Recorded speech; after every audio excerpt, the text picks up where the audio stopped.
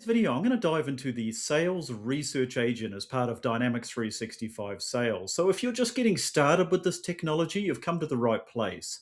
I'm going to look at some beginner hacks, tips, best practices, and tricks that I've found that help me get more value out of Sales Research Agent. So you can spend less time digging for information and more time building relationships, advancing opportunities, and closing deals. So with that, I'm going to do a top 10 format. Let's jump right in and take a look. So the first hack that we want to set up is our business context layer. So if I'm coming into Sales Research Agent for the first time, I want to set up my business function. And this is really important because before I research anything, it needs to understand the business context of my organization and what I do in amongst the team. So think about my role, my industry, my fiscal year settings, the definitions that define my business.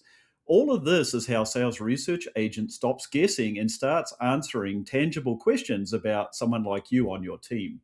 So, looking at my setup here, I have several functions that are built in. And if I focus on my leadership function, obviously I can go and add new business functions. If I pop open leadership, you can see I have context around what my responsibilities are, how I get paid, how I drive revenue, and I've got all of that described out in the context of my business. I've also got business context around how we make money. In this example, I'm a professional services organization and we do consulting, implementation, we have project engagements. I've defined all those so when I start reporting and researching that it comes into play. I have data instructions. Where do I want to look and in what context and metadata do I want to use as I'm putting out the blueprint in my reports? And then my favorite part is actually adding starter prompts because when I come back to my main screen and I come in and I do this every time, I want to be able to click my favorite prompts about typing and run my reports on the fly. So setting up a business function, managing context is really important. And I can tell you that this area is going to have some major changes and improvements coming up shortly. So it's a good area as a beginner to get familiar with.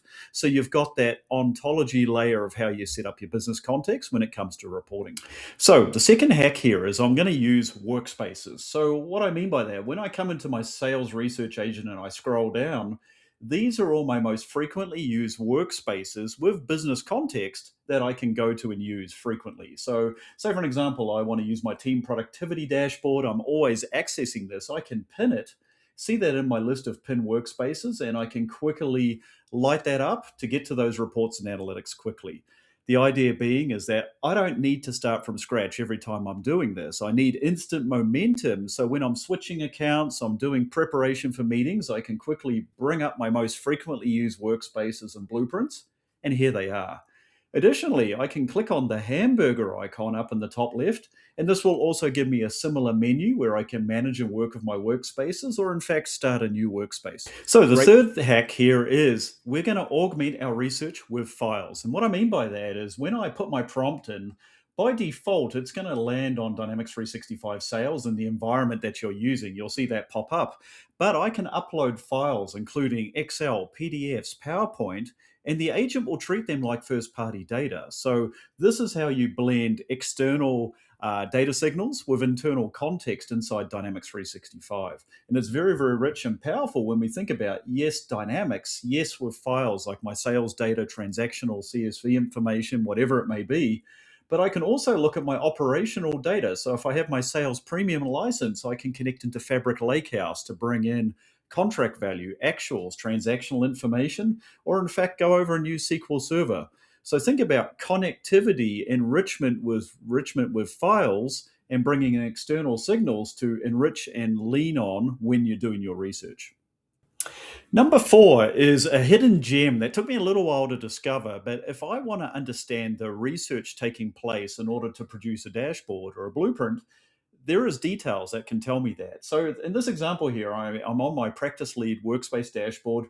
I'm asking for information about performance of the business on a quarterly basis. And I get this beautiful narrative on the left-hand side, which is pulling in a lot of signals and performing a lot of research to come up with the narrative and some things like the next best actions I should take. In order to have transparency, to have quality in the data, what I have here is the research plan that influenced the blueprint. And what that means is the research plan is going to show me exactly what the agent is doing. So if I flip this over, it's going to show me that, hey, we went through a series of steps. We found the data, we did some planning, we did some insights.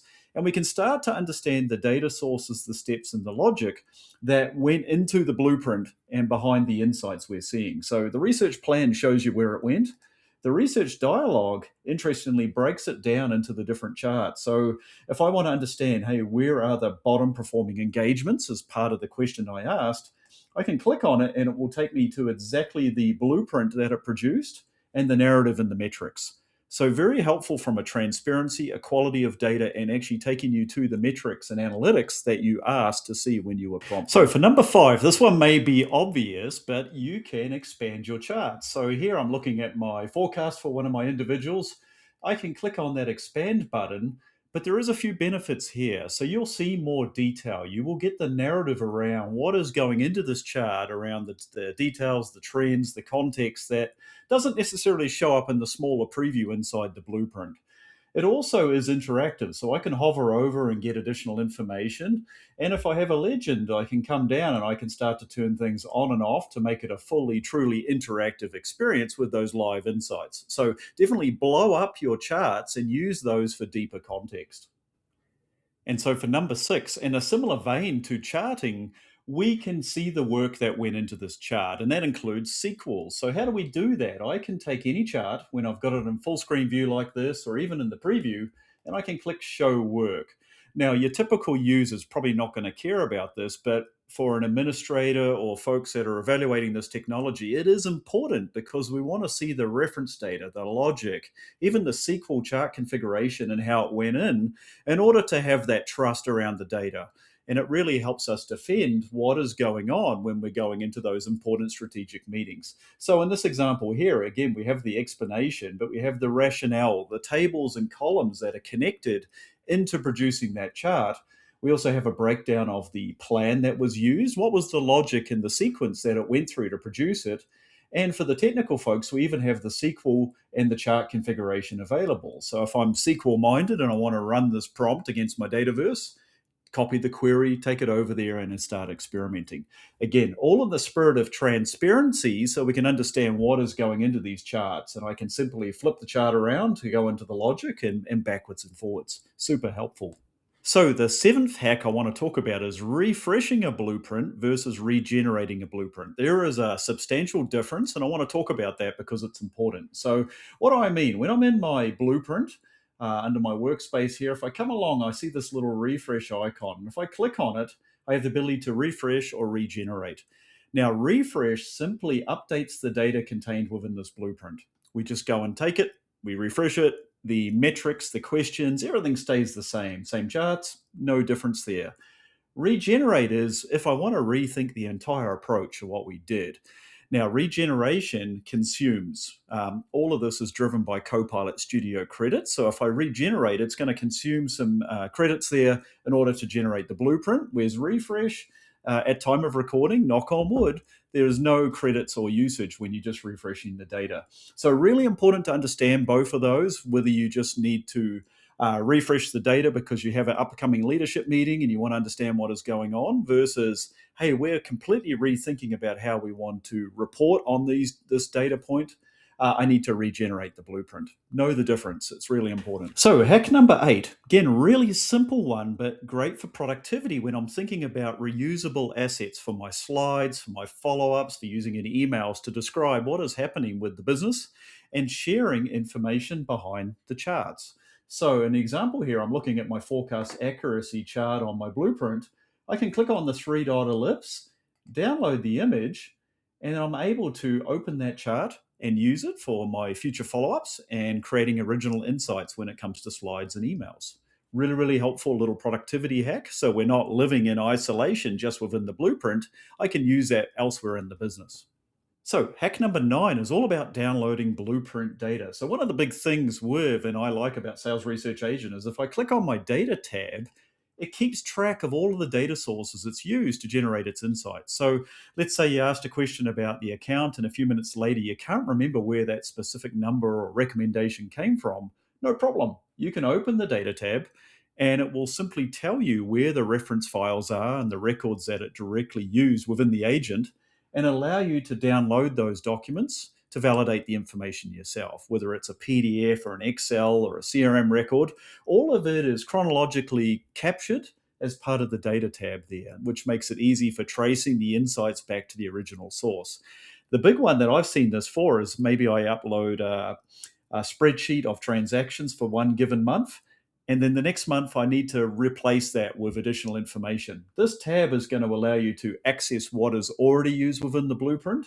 It's also going to allow you to supplement and connect to additional data sources to bring those into your blueprints and update your workspace. And the last hack I have for you today is all about the question bar. So you see down the bottom of my blueprint, if I hover over the question bar, it is going to guide me on what I should do next. And it learns your behavior and the types of questions you're asking and gives you suggestions on what you should do next. So when we're thinking in this example here around forecast accuracy, it says, hey, maybe you want to analyze resource mix by margin. Maybe you want to compare ETC frequency versus high margin accuracy. And again, you can refresh any of these suggestions or ask your own, but it's already wired up. It can take new data. It understands the questions you're asking, and it helps you generate new blueprints or, in fact, augment existing blueprints and update charts. Very, very responsive. And it means you're never locked in with the original question. You can keep asking additional questions, generating new blueprints based on the questions that matter to you, and let this guide you to those next steps. So that's it for today, folks. Hopefully that helped you with some beginner tips and tricks when it came to Sales Research Agent. And hopefully it will help you find information faster, understand your data better when using Dynamics 365 Sales, and get more value from this agent right from day one. If you found this helpful, please be sure to like, subscribe, let me know in the comments what you want to see and if Sales Research Agent is helping you. Thanks for watching. Enjoy your summer for the folks in North America. I'm going to be taking some time off, and we'll be back soon with more videos, and we'll see you then. Thank you.